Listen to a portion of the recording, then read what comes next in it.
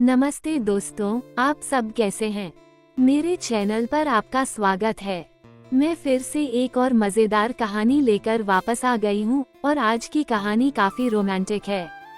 इसे सुनकर आपके शरीर का हर अंग सिहर उठेगा। ये कहानी बहुत मजेदार होने वाली है, इसलिए इसे आखिर तक सुनना मत भूलना। मैंने अपनी अलमारी से वह छोटी सी लाल गोली निकाली, वैसी ही गोली जो मेरे पति कभी कभी लिया करते थे। उनका नाम विकास था। जब भी वह यह एनर्जी वाली गोली लेते थे तो मेरी रात बहुत ही जबरदस्त और जोशीली गुजरती थी। वह लोहे की तरह सख्त हो जाता था। जिस पल वह मेरे अंदर जाता था, मैं खुशी के मारे चीख उठती थी और आनंद से पूरी तरह पागल हो जाती थी। तो एक दिन क्या हुआ, मैं बाथरूम में गई। मैंने केसर वाला दूध गर्म किया और उसमें उन गोलियों में से एक घोल दी, ये सोचकर कि विकास को थोड़ी और ज्यादा एनर्जी मिल जाएगी। जब तक मैंने ये सब किया तब तक रात के 11 बज चुके थे। मैंने जल्दी से दूध का गिलास उठाया और विकास के बेडरूम की तरफ चल दी। विकास मेरा इंतजार कर रहा था और बेचैन हो रहा था। जिस पल मैंने कमरे में कदम रखा, विकास खड़ा हो गया और बस मुझे घूरता रहा। जब उसने कुछ नहीं कहा तो मैंने पूछा, तुम इस तरह क्या देख रहे हो? मुझे बताओ, आज मैं कैसा लग रहा हूँ? विकास हकलाते हुए बोला, अभी तो मेरा मन कर रहा है कि तुम्हें चबा जाऊं और पूरा का पूरा निगल जाऊं। हंसते हुए मैंने उसे दूध का गिलास थमाया और कहा, चबाने की जरूरत नहीं है, बस इसे पी लो। विकास ने जल्दी से गिलास लिया और एक ही घूंट में दूध पी गया। दूध पीने के कुछ ही मिनट बाद उसने मेरी कमर पकड़ी और जोर से मुझे अपने शरीर से सटा लिया। फिर उसने अपना वह हथियार मेरे होठों से सटा दिया। हे भगवान दोस्तों, मैं आपको और क्या बताऊं, विकास ने मेरे साथ क्या क्या नहीं किया। मैं उत्तेजना से कांप उठी। अगर आप सारी मजेदार बातें जानना चाहते हैं तो सबसे पहले इस कहानी पर लाइक का बटन दबाना मत भूलना। तो चलिए मैं आपको शुरू से यह कहानी संक्षेप में बताती हूँ। मेरा नाम नेहा है। मैं 29 साल की हूँ, लेकिन मैं अभी भी एक जवान लड़की जैसी ही दिखती हूँ। मैं सिर्फ एक नजर से किसी भी लड़के को अपनी तरफ खींच सकती हूँ। मन से मुझे अब भी लगता है कि मैं सिर्फ 18 साल की हूँ। जब मैं नाइटी पहनती हूँ तो उसके नीचे सब कुछ साफ साफ दिखाई देता है, और जब रोशनी मेरी गोरी चमकती त्वचा पर पड़ती है तो मुझे बिल्कुल एक परी जैसा महसूस होता है। अब मैं अपने 23 साल के देवर की बात करती हूँ। उसकी मासूमियत और जोश ने मेरे अंदर आग लगा दी है। जब वह मेरी तरफ देखता है तो उसकी आंखों में एक अलग ही प्यास दिखाई देती है, जैसे वह किसी जोशीली कल्पना में खो गया हो। कभी कभी वह मुझसे कहता है, भाभी आज आप बिल्कुल एक फायर फाइटर जैसी लग रही हैं। ठीक इसी वजह से मेरे पति कभी कभी काम से जल्दी घर लौट आते थे और मुझे किसी निजी पल में पकड़ लेते थे। हम शहर में रहते हैं क्योंकि मेरे पति प्राइवेट सेक्टर में नौकरी करते हैं। मेरी एक 3 साल की बेटी भी है, इसलिए मेरे स्तन अब और भी भारी और भरे भरे हो गए हैं। मैं अपने पति के स्तनों की मालिश करना अपना रोज का फर्ज मानती थी। भले ही हमारी शादी को 7 साल हो गए थे, फिर भी मेरे पति मुझसे बहुत ज्यादा प्यार करते थे। प्यार से मेरा मतलब है कि वह हर चीज को चूसते थे। आमतौर पर उनका यही अंदाज था। हालांकि मैं हमेशा खुद को साफ सुथरा रखती थी और कभी कभी लिपस्टिक भी लगा लेती थी। पिछले महीने कुछ ऐसा हुआ जिसकी हमने कभी उम्मीद भी नहीं की थी। मेरे पति विकास एक शाम घर लौट रहे थे। उनके ऑफिस के एक सहकर्मी के लिए एक पार्टी थी। नतीजतन सबने उन्हें बहुत ज्यादा शराब पिला दी थी और वह खुद ही गाड़ी चलाकर घर आ रहे थे। घर लौटते समय उनकी कार का एक्सीडेंट हो गया। इस दुर्घटना में उनकी पीठ में चोट लगी और डॉक्टरों ने कहा कि उन्हें ठीक होने में कम से कम 7 से 8 महीने लगेंगे। ये सुनकर मेरा दिल टूट गया। विकास का दर्द शायद शारीरिक था, लेकिन इसने मेरे मन में एक गहरी बेचैनी पैदा कर दी। जब मैंने उन्हें अस्पताल में देखा तो उनकी आंखों में दर्द साफ दिखाई दे रहा था। मैं तुरंत उनके बिस्तर के पास गई और उनका हाथ थाम लिया। इसी वजह से मेरी नंद और देवर उनकी देखभाल में मदद करने के लिए आए। मेरे ससुराल वाले तो बाद में चले गए, लेकिन विकास ने मेरे देवर से रुकने के लिए कहा, क्योंकि वह खुद से ठीक से खड़े भी नहीं हो पा रहे थे। मुझे किराने का सामान खरीदने और घर के दूसरे कई काम निपटाने के लिए बाहर जाना था। मैंने इस बात के लिए हाँ कर दी और मेरे जीजाजी बहुत खुश दिखे। वो मेरे इतने करीब आकर बैठते थे कि मैं उनकी बात आसानी से सुन सकूं। वो एक सेहतमंद, हटे कट्टे और गोरे रंग के नौजवान थे। वो देखने में शरारती किस्म के इंसान नहीं लगते थे और मुझे बस इस बात से राहत मिली कि कोई मेरे आसपास है जो मेरी मदद कर सकता है। आज भी वो मेरे साथ थोड़ा झिझक रहे थे, क्योंकि हमारी शादी के बाद ये पहली बार था जब वह मेरे इतने करीब आए थे। उस रात जब मैं विकास को दवा दे रही थी तो मेरे जीजाजी थोड़ी देर हमारे साथ बैठे, फिर अपने कमरे में चले गए और ठीक अपने तय समय पर सो गए। विकास के चेहरे पर राहत के भाव दिखे, हालांकि उसे अभी भी दर्द हो रहा था। उस पल मेरे मन में दबी सारी भावनाएं उमड़ पड़ी। विकास के पास बैठकर मैंने पुरानी बातें याद करते हुए कहा, तुम्हें याद है वो दिन जब तुम रोज मेरी मालिश करते थे और खैर अपना वो मेरे अंदर डालते थे। ये सुनकर विकास धीरे से मुस्कुराने लगा। क्या बात है मेरी जान, आज तुम बहुत ही खूबसूरत लग रही हो। मैंने जवाब दिया, अरे मुझे चिढ़ाना बंद करो, देखो तो सही अभी मेरी हालत कितनी खराब है। सच बताओ, इस हालत ने तो मेरे लिए चीजें और भी मुश्किल बना दी हैं। मेरे पति ने कहा, मैं तुम्हारी निराशा समझता हूँ नेहा, मुझे भी इसकी उतनी ही चाहत है जितनी तुम्हें है, लेकिन मैं क्या कर सकता हूँ। मैं ठीक से हिल-डुल भी नहीं पा रहा हूँ। बस कुछ और दिनों का सब्र कर लो, फिर देखना मैं तुम्हारे इस फूल के साथ क्या करता हूँ। मैंने पलटकर कहा, ये सिर्फ कुछ दिन की बात नहीं है, पूरी तरह ठीक होने में मुझे 8 महीने लगेंगे और अभी तो सिर्फ 1 महीना ही बीता है। मुझे समझ नहीं आ रहा कि आगे के दिन मैं कैसे काटूंगी। मेरा हौसला बढ़ाने की कोशिश करते हुए मेरे पति ने कहा, अगर इससे तुम्हें तसल्ली नहीं मिल रही तो कम से कम उसे थोड़ा दूध ही पिला दो। आखिर डॉक्टर ने यही तो कहा था। मैं हंस पड़ी और जवाब दिया, वहाँ भी तुम्हारी किस्मत खराब है, क्योंकि तुम्हारी बेटी तो सारा दूध पहले ही पी चुकी है। हम दोनों जोर से हंस पड़े। मेरे पति ने मेरा मूड ठीक करने की पूरी कोशिश की, लेकिन मैं क्या कर सकती थी। मुझे सब कुछ बेकार लग रहा था। थोड़ी देर बाद विकास सो गया, क्योंकि उसकी दवा में नींद लाने वाली चीजें मिली हुई थीं। लेकिन मुझे नींद नहीं आ रही थी, इसलिए मैं उठी और ये देखने गई कि क्या मेरे देवर सो गए हैं। लेकिन वो अभी भी पूरी तरह से जागे हुए थे और अपने मोबाइल फोन को घूर रहे थे। मैं उसके कमरे में गई और पूछा, क्या बात है राहुल, 12 बज चुके हैं और तुम अभी तक सोए नहीं हो। लगता है तुम्हारी तबीयत ठीक नहीं है। वो उठकर बैठ गया और जवाब दिया, नहीं भाभी, कोई गंभीर बात नहीं है, बस फोन चलाते चलाते मुझे समय का पता ही नहीं चला। फिर उसने पूछा, भाभी आप भी तो अभी तक सोई नहीं हैं। मैंने कहा, आजकल बस नींद ही नहीं आती।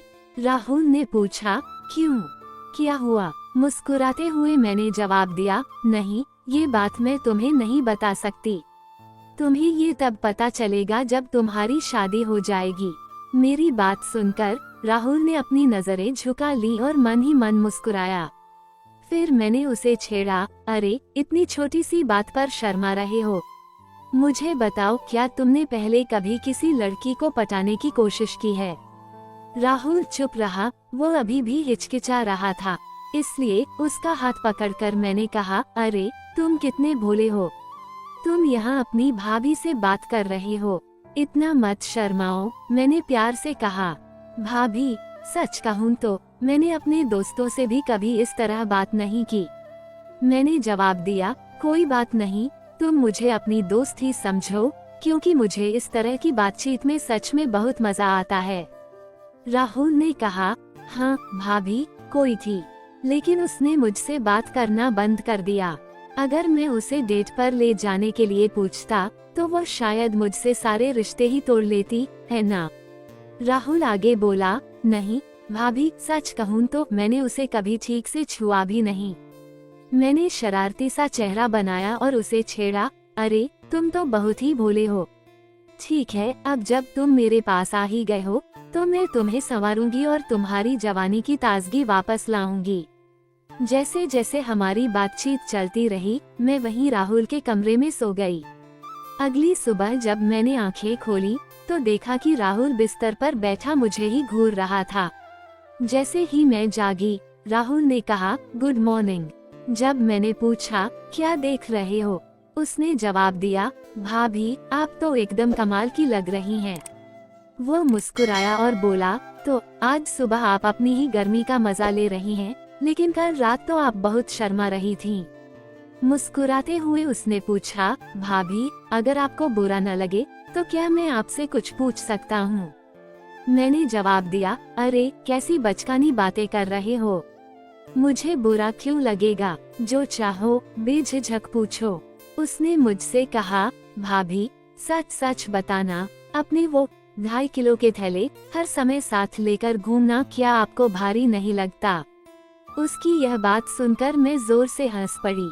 उस पल के बाद से राहुल मेरे साथ काफी घुल मिल गया और अब मेरे आसपास शर्माता भी नहीं था। मैं भी बहुत खुश थी क्योंकि अब मुझे अपने दिन अच्छे लगने लगे थे। राहुल के आए हुए 18 दिन हो चुके थे और उसके साथ मेरी काफी गहरी दोस्ती हो गई थी। वो घर के सारे बाहरी काम काज संभाल लेता था, बाजार से राशन लाना और अपने चाचा की मदद करना भी। वो मेरा बहुत ख्याल रखने लगा था। शाम को वह मेरे सिर की मालिश करता और कभी कभी तो मेरे पूरे शरीर की भी मालिश कर देता। लेकिन मेरी शारीरिक इच्छाएं दिन ब दिन बढ़ती जा रही थीं, जबकि मेरे पति की हालत में कोई बदलाव नहीं आया था। अब तो हालात बिल्कुल बर्दाश्त से बाहर हो चुके थे। मुझे एहसास हुआ कि राहुल ही एकमात्र ऐसा इंसान है जो मेरी मदद कर सकता है। मेरे पड़ोस में कॉलेज जाने वाले 2 लड़के रहते थे जो अक्सर मुझे घूरा करते थे।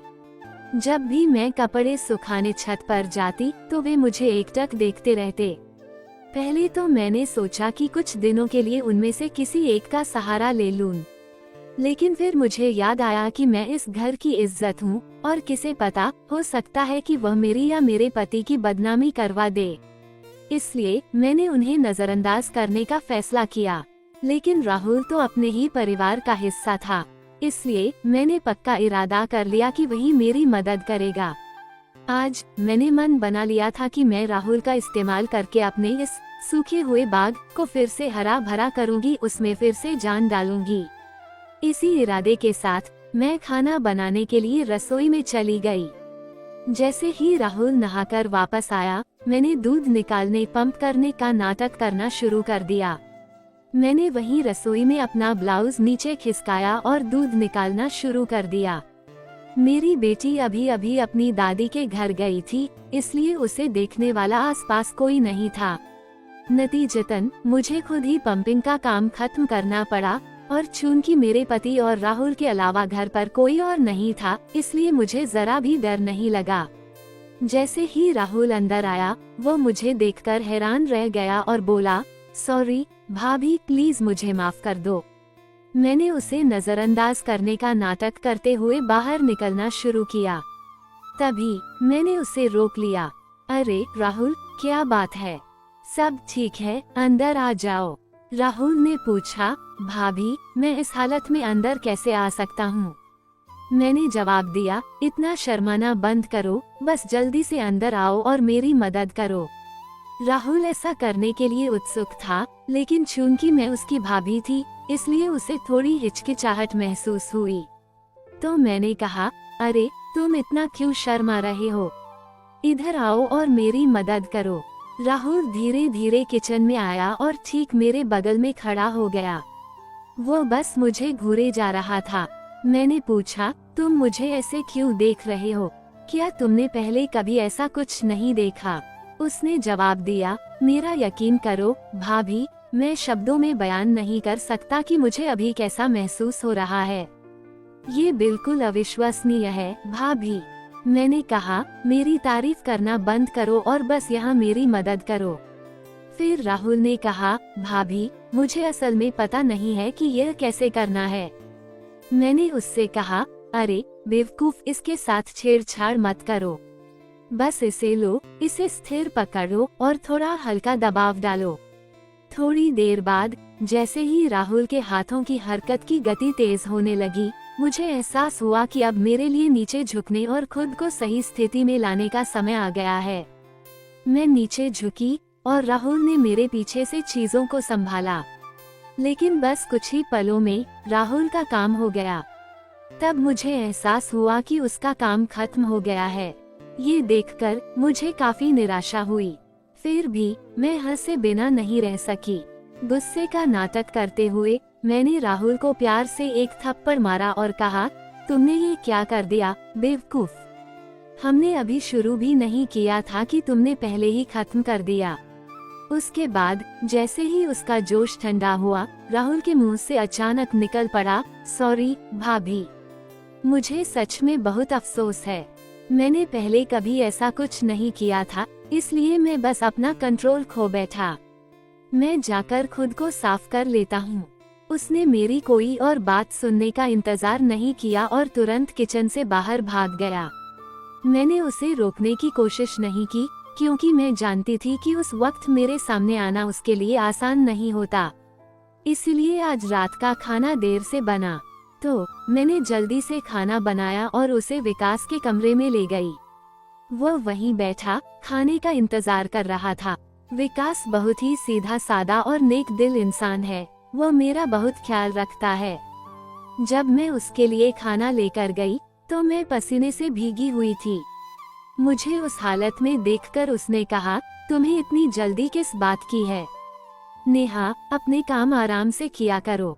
उसने मजाक करते हुए आगे कहा, देखो तुमने अपना क्या हाल बना लिया है। मैंने भी मजाक में ही जवाब दिया, ये तो कुछ भी नहीं है। जब तुम काम करते हो तो तुम्हें देखकर मुझे और भी बुरा लगता है, और तब भी जब मैं तुम्हें रुकने को कहती हूँ तो तुम बस हाँ कह देते हो और भी ज्यादा मेहनत से काम करते रहते हो। मेरी बातें सुनकर मेरे पति जोर से हंस पड़े। नेहा, तुम ये चीजें कहाँ ले जा रही हो? विकास ने अपना रात का खाना खाया और मैंने उसे उसकी दवा दी। फिर वह आराम करने के लिए सो गया। मैं भी काफी थक गई थी, इसलिए मैं ताज़ा होने के लिए नहाने चली गई। उसके बाद मैं राहुल को देखने उसके कमरे में गई, लेकिन तब तक वह पहले ही सो चुका था, इसलिए मैं भी आराम करने चली गई।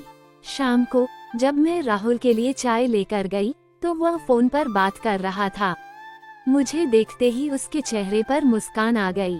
मैंने उसकी तरफ देखा, मुस्कुराते हुए जवाब दिया और पूछा, क्या बात है राहुल? आज तुम बहुत ही सुकून में लग रहे हो। उसने जवाब दिया, भाभी, मेरी जिंदगी में पहली बार मुझे ऐसा अनुभव हुआ है। प्लीज बुरा मत मानना, मैं पूरी तरह से सच कह रहा हूँ। मैं खुद को रोक ही नहीं पाया। मैंने उसे प्यार से बीच में ही रोकते हुए कहा, अरे तुम कितने नासमझ हो। मैं भला बुरा क्यों मानूंगी? सच कहूँ तो मुझे खुद भी इस बात से काफी अच्छा लग रहा था। मैंने राहुल को चाय दी, उसके बगल में बैठ गई और अपनी चाय पीने लगी। हमने बातचीत शुरू कर दी। आज तो राहुल मेरी तारीफ करते करते थक ही नहीं रहा था, वह बस बार बार मेरी तारीफ किए जा रहा था। भाभी, आप सच में बहुत खास हैं। मैं अक्सर यह सोचता रहता हूँ कि अपनी बाकी की जिंदगी आपके साथ बिताऊं।